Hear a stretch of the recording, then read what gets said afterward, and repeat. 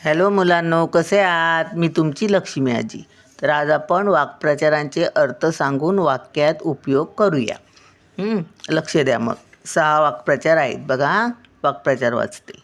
हवा हवासा वाटणे म्हणजे कधी संपूच नये असे वाटणे. पहिला पाऊस सर्वांनाच हवा हवासा वाटतो. बघा, पहिला पाऊस सर्वांनाच कधी संपूच नये असा वाटतो असं लिहायचं नाही.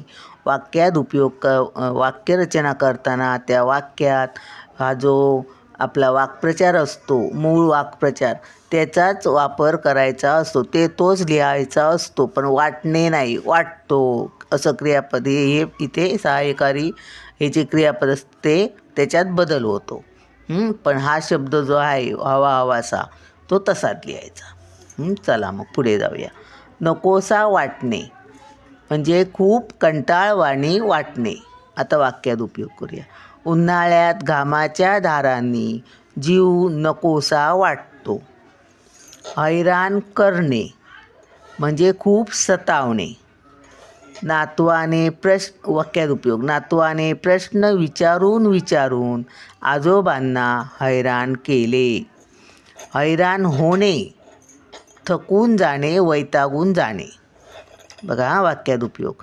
नातवाच्या प्रश्नांची उत्तरे देऊन आजोबा हैराण झाले. निवारा शोधणे, आसरा शोधणे. आता वाक्यात बघा उपयोग त्याचा. उन्हाळ्यात सर्व पशुपक्षी थंडगार सावलीचा निवारा शोधत असतात. गारवा शिरणे म्हणजे थंडगार वाटणे. हवेची झुळूक आली की रोमारोमात गारवा शिरतो.